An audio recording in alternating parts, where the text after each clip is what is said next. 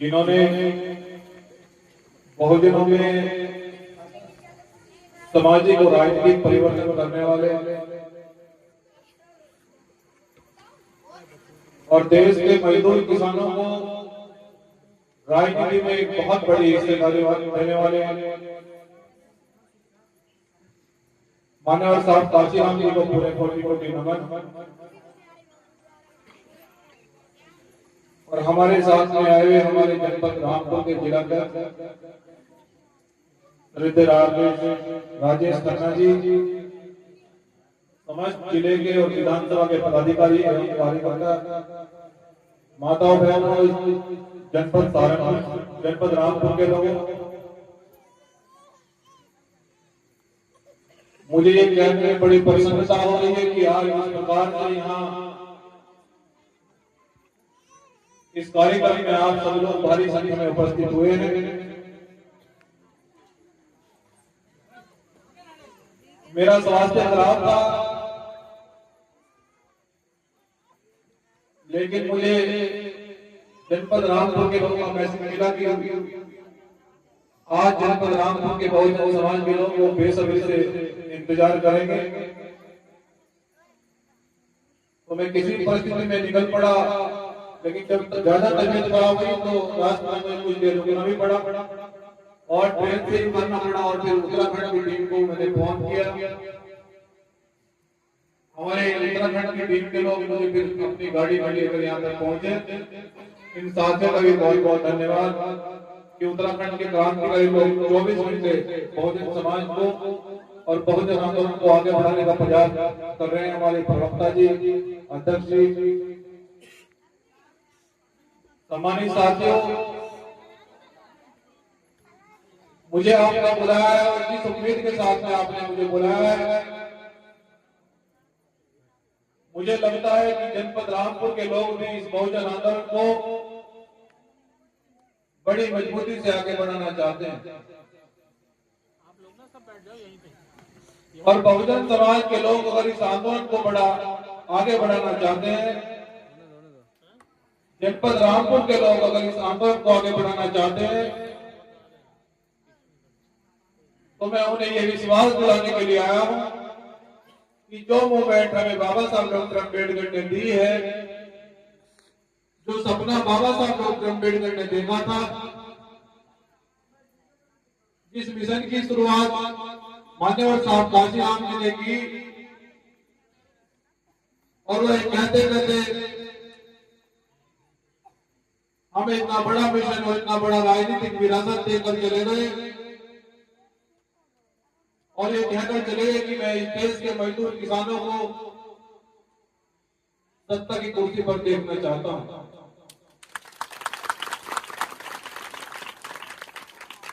बहुजन समाज के लोगों,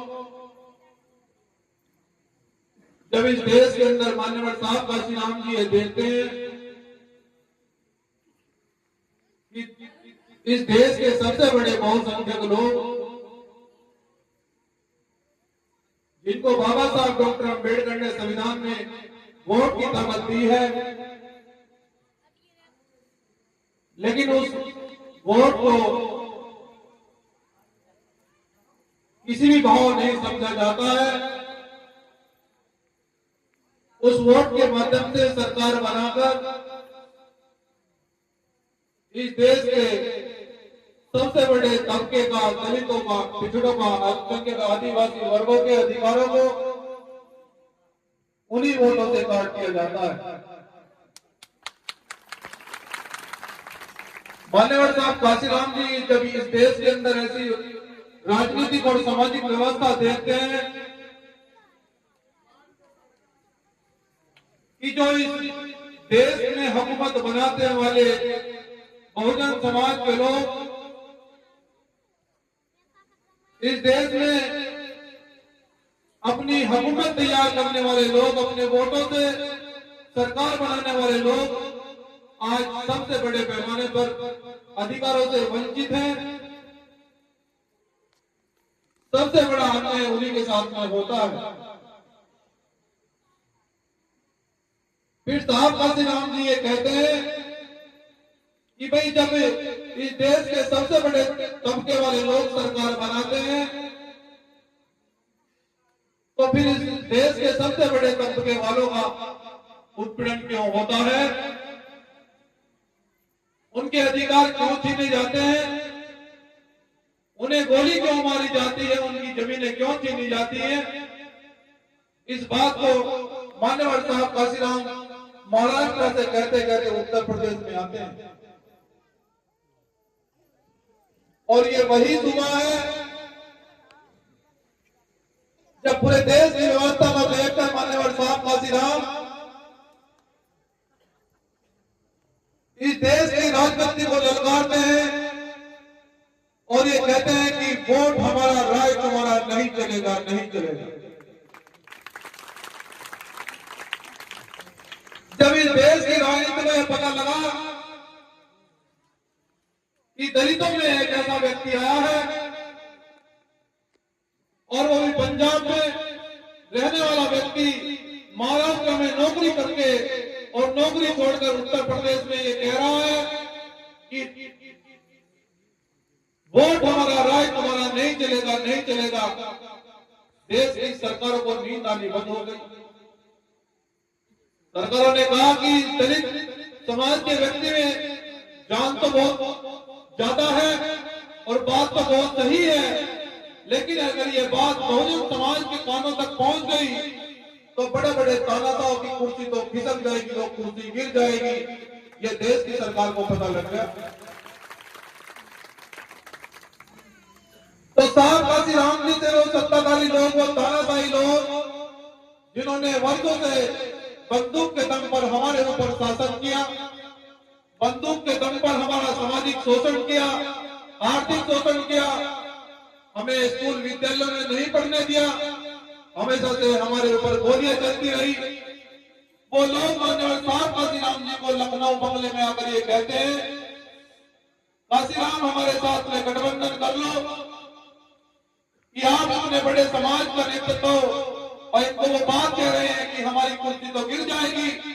साहब काशीराम जी ये कहते हैं कि मैं तो तुम्हारी कुर्सी तो गिराने के लिए आया हूं, मैं तुम्हारी कुर्सी गिराने के लिए आया हूं और ये कुर्सी नहीं बनेगी। अब इस कुर्सी पर मजदूर किसान के बच्चे बैठेंगे। ये मैं आज उत्तर प्रदेश के दरवाजा करके जा रहा हूं और साहब काशीराम जी प्रदेश के अंदर बहुत बड़े पैमाने पर इस मिशन को तैयार करके जब उन्होंने सुना है काशीराम जी ने अपने राजनीतिक कार्यकाल की शुरुआत करी, अपनी राजनीति की शुरुआत करी और इस सूबे में अपनी पूर्ण मंत्री सरकार बनाई। मैं आपको भाई, आपका बच्चा आपसे वादा कर रहा हूँ कि सबसे पहले इस सूबे के अंदर हम फिर से सरकार बनाएंगे और इस सूबे से लेकर दिल्ली में हम लोग पहुंच कर भी राज करेंगे। इसलिए मैं आपसे आपका हक मांगने के लिए आया हूँ, आपका हक मांगने के लिए आया हूँ कि बहुजन समाज के लोगों, आप भी मानवीय जमीन संगठन के साथ जुड़ो। आपका हक मांगने के लिए आया हूँ कि आपने सब, अब तक तो आपने सबका हाथ पकड़ा, सबको आपने देखा, लेकिन एक बार में जिस दिन नोटा कभी हाथ पकड़ कर देखो। मैं ये कहना चाहता हूँ कि सत्ताधारी लोगों ने कोई नोट तैयार नहीं करा जो मंजिल से नोटा को खरीद ले। बहुजन समाज के लोगों में आपका पूरे विश्वास के साथ कहने जा रहा हूँ। इसलिए मैं ये कहना चाहता हूँ कि आपके बीच में तरह तरह के लोग आएंगे, आपके बीच में तरह तरह के बहानेबाजी होगी, तरह तरह से बह रहेंगे, फुस रहेंगे, लेकिन भी मानवीय जैविक संगठन के नेतृत्व में आपको आंदोलन चला रहे हो। इस देश की सत्ता और शासन तक आप बहुत कम समय पहुंचने में लगाएंगे। मैं इसलिए जनपद रामपुर के लोगों आपसे पूरी आशा और उम्मीद करता हूँ कि आप यहाँ संगठन को मजबूत करें। आप यहाँ संगठन को मजबूत करेंगे तो मैं सरकार को ललकारूंगा। मैं यहाँ के अधिकारियों से पूछूंगा कि हमारे बच्चों को क्यों शिक्षा नहीं दी जा रही है, हमारे बच्चों को नौकरी क्यों नहीं दी जा रही है, हमारे लोगों को क्यों मारा जा रहा है। और मैं वो तभी बात कर पाऊंगा जब यहाँ बहुजन समाज के संगठन को मजबूत करोगे। और मैं आपको ये भी कहना चाहता हूँ कि कोई जिला ऐसा नहीं जो बीमार नीचे हिला नहीं बहुजन समाज के लोगों। इसलिए अधिकारी भी, ये देश की सरकार भी जानती है कि ये खरीद नहीं पाएंगे हमें और ये हमें ना झुका पाएंगे। ये हमें केवल एक ही काम कर सकते हैं, ये हमारे पर गोली चला सकते हैं, लेकिन हम लोग मानना पसंद करेंगे, लेकिन बहुजन समाज के स्तर को झुकाना पसंद बंद नहीं करेंगे बहुजन समाज के लोगों, क्योंकि आज जाने कितने करोड़ों रणजीत सिंह मौर्य भीम आर्मी जयभीम से लड़ने तैयार कर दिए हैं। परेशान होने की आवश्यकता बिल्कुल नहीं है। आप लोगों को सीना तान कर चलना है, संविधान हाथ में रखना है और अधिकारी की छाती पर चढ़कर संविधान को सामने रखते हुए बात करने हैं कि अधिकार क्यों नहीं दिए जा रहे, अधिकार क्यों नहीं दिए जा रहे, शिक्षा क्यों नहीं दी जा रही है। हम भी चुनाव लड़ेंगे, हम भी प्रधान बनेंगे, हम भी जिला पंचायत बनेंगे, अब बहुजन समाज के लोग भी MP MLA बनेंगे।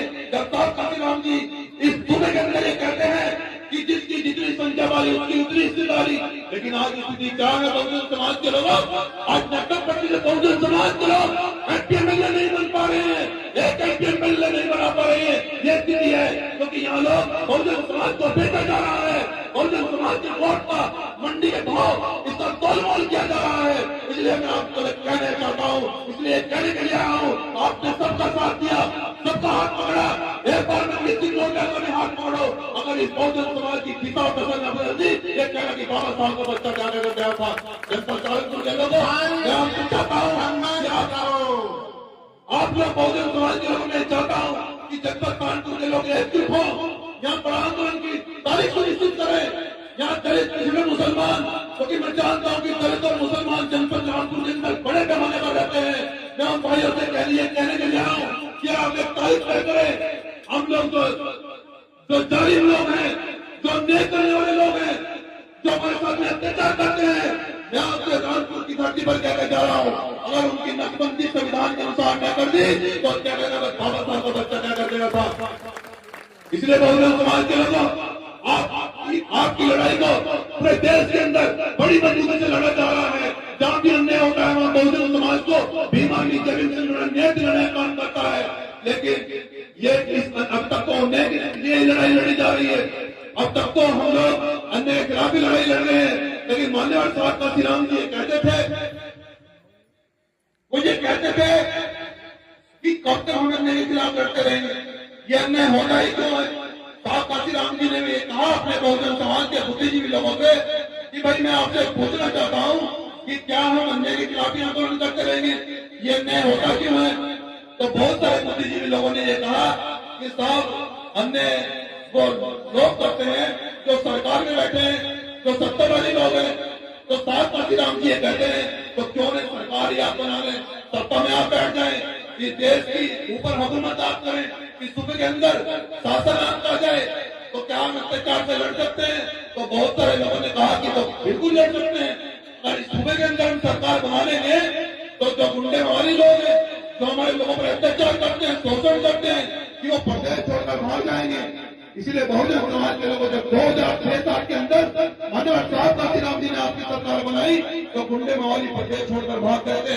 2.5 लाख लोगों पर गैंगस्टर लगाई थी, गुंडा लगाई थी, और जो लोग नहीं माने उनको ठोक दिया था। इसलिए बहुजन समाज के लोगों आपसे कहना चाहता हूँ कि सरकार में दम होता है, सरकार की कलम में ताकत होती है। अगर आप इन जालिमों से मुकाबला करना चाहते हो, अगर इन संसाधन वाले लोगों का मुकाबला करना चाहते हो, इन पूंजीपति लोगों का मुकाबला करना चाहते हो, इन माफियों का मुकाबला करना चाहते हो, तो आपको सामाजिक आंदोलन में एकता दिखानी होगी।